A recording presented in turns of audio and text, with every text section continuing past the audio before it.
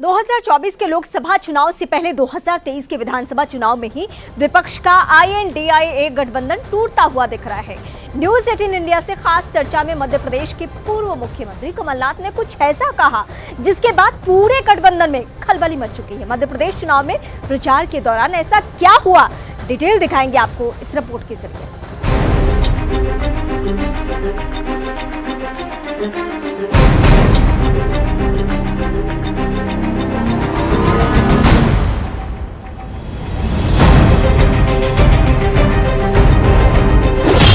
2024 का सपना 2023 में चकनाचूर। कभी कांग्रेस, कभी बीजेपी, कभी कांग्रेस, कभी बीजेपी। मध्य प्रदेश में इंडी अलायंस में पड़ी फूट।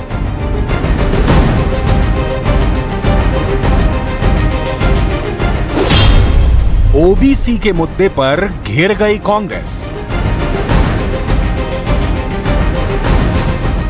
पटना, मुंबई और बेंगलुरु की बैठकों में विपक्ष के नेताओं ने जो ख्वाब सजाए थे, 2024 में सत्ता के सिंहासन पर काबिज होने का जो सपना देखा था, वो सपना 2023 के विधानसभा चुनाव में ही चकनाचूर हो गया। न मध्य प्रदेश में सीट शेयरिंग का फॉर्मूला बना, न छत्तीसगढ़ और राजस्थान में कोई गठबंधन हुआ और न ही केंद्र के लिए कोई समीकरण तैयार हुआ। इंडिया के अंदर आगे देखा जाएगा, इंडिया के अंदर आगे देखा जाएगा।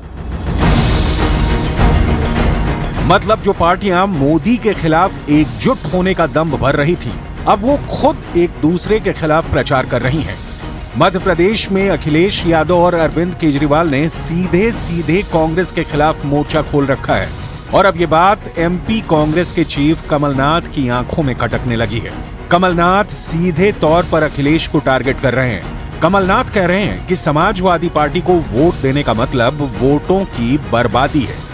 इंडी गठबंधन को लेकर कमलनाथ के इस बयान के बाद विपक्ष के नेताओं की नाराजगी देखने को मिल रही है।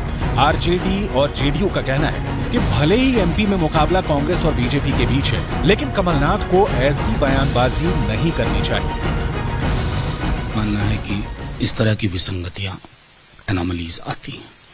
हम अलग अलग दल हैं, हर दल की अपनी फुटप्रिंट बढ़ाने की इच्छा होती है।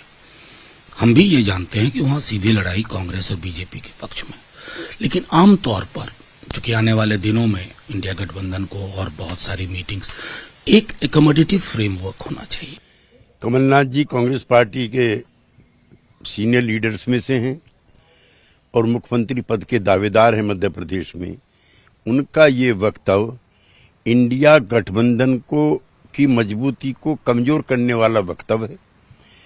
इंडिया गठबंधन का बड़ा नेता होते हुए उन्हें किसी सहयोगी साथी पार्टी के बारे में निंदनात्मक, आलोचनात्मक टिप्पणी नहीं करनी चाहिए। इंडिया अलायंस फॉर्म होता है और आपकी और अखिलेश जी की शायद कोई बात हुई होगी, लेकिन अखिलेश यादव अब कांग्रेस के खिलाफ प्रचार कर रहे हैं और वो कह रहे हैं कि कांग्रेस को वोट देना एक तरह का धोखा है। कांग्रेस एक चालू पार्टी है। अखिलेश यादव ने मध्य प्रदेश की धरती पे बोला और आपके सामने, आपके कैंडिडेट के सामने उनके कैंडिडेट ये छोड़िए, आप देखिए ये बात अब पुरानी बात हो गई। हमारी बातचीत हुई थी, सीटों का प्रश्न नहीं था, कौन सी सीटें। हमारा दोनों का लक्ष्य था कि हम बीजेपी को हराएं। जो सीटें वो चाहते थे, जहां से वो चाहते थे वहां से बीजेपी को हरा नहीं सकते थे, तो इसलिए ये समझौता नहीं हो पाया। कोई बात नहीं, पर ये चुनाव बीजेपी और कांग्रेस का है। कोई अपना वोट समाजवादी या गोंडवाना या किसी और अन्य दल को देके कोई अपना वोट बर्बाद नहीं करेगी।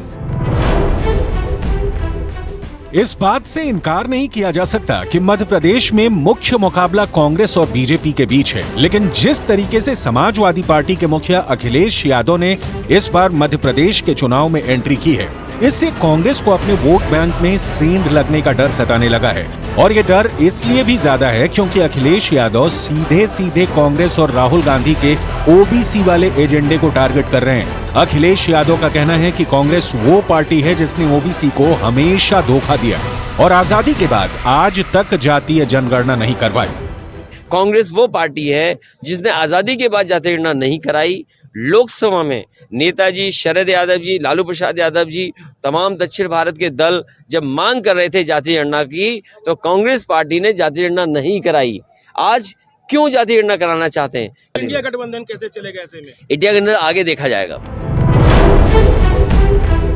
मध्य प्रदेश के चुनाव में कांग्रेस के नेता राहुल गांधी ने ओबीसी का मुद्दा उठाकर वोट बैंक को सेट करने की कोशिश की थी, लेकिन अखिलेश यादव ने कांग्रेस के इस प्लान पर पानी फेर दिया। दूसरी तरफ एमपी के सीएम शिवराज सिंह चौहान ने भी ओबीसी के मुद्दे पर कांग्रेस को घेरा। शिवराज सिंह चौहान ने पूछा कि वर्षों तक मध्य प्रदेश में कांग्रेस का शासन रहा, लेकिन तब कांग्रेस ने किसी भी ओबीसी को मुख्यमंत्री क्यों नहीं बनाया? वर्षों तक उनकी पार्टी का शासन रहा मध्य प्रदेश में, कितने ओबीसी प्रधानमंत्री बने और मध्य प्रदेश में किस ओबीसी को मुख्यमंत्री बनाया? मध्य प्रदेश के चुनाव में ओबीसी इतना बड़ा मुद्दा क्यों है? आगे बढ़ने से पहले इस बात को भी समझ लीजिए। मध्य प्रदेश की लगभग 50% आबादी ओबीसी वर्ग से ही आती है। ओबीसी आरक्षण को लेकर मध्य प्रदेश में लंबी सियासत होती आई है। मध्य प्रदेश चुनाव में ओबीसी वर्ग का वोट निर्णायक भूमिका निभाता है।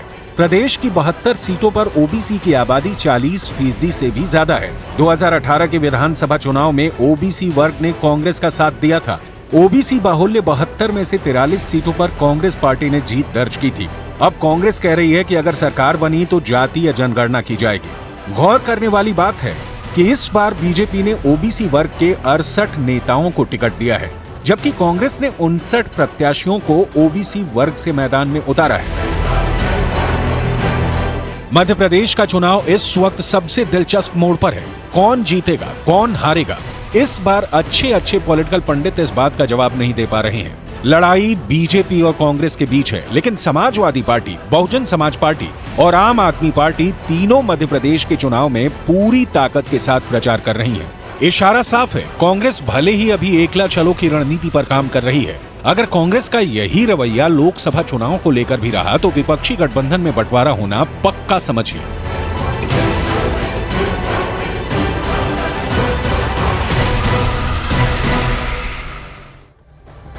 तो कुल मिलाकर विपक्षी गठबंधन में कमलनाथ के बयान के बाद फूट पड़ती साफ साफ दिखाई देने लगी है और गठबंधन के दूसरे साथी कमलनाथ को ऐसी बयानबाजी से बचने की सलाह भी दे रहे हैं। देखिए, कांग्रेस ने कभी भी अपने सहयोगी दलों का सम्मान नहीं किया। उनसे सहयोग जरूर लिया, पर जब उनके सहयोग की बात आई तो पल्ला झाड़ लिया। ये कांग्रेस का चरित्र रहा। तो मुझे कोई आश्चर्य नहीं, जब ये गठबंधन बना था तभी हमने कह दिया था कि ये स्वार्थों का गठबंधन है और जिस दिन स्वार्थ पूरे हो जाएंगे कांग्रेस के गठबंधन टूट जाएगा। आप देख रहे हैं नीतीश कुमार अलग आलाप गा रहे हैं और अखिलेश अलग आलाप में राग गा रहे हैं, तो सब अलग अलग आलाप में राग गा रहे हैं। देखते हैं कि किस प्रकार की मोहब्बत या किस प्रकार का आपस में गठजोड़ है इनका। असल में क्या है कि ये सिर्फ मोदी जी का विरोध करने इसलिए गठजोड़ करते हैं। वो गठजोड़ की 3 बैठक हुई, उसका बैठक भी नहीं हुई। आज कमलनाथ कह रहे हैं कि सपा का वोट देना होता कि आप वोट खराब करेंगे। और थोड़े दिन पहले अखिलेश यादव ने क्या कहा था वह भी सबको याद है कि चिरकुट लोग हैं सबके सब। असल में यही अखिलेश यादव गए थे भीख का कटोरा लेकर कमलनाथ के सामने, कमलनाथ ने भीख डालने से मना कर दिया। अब इसमें आपस में खींचतान है, ना असल में नेता है, ना नीति है, ना सोच है।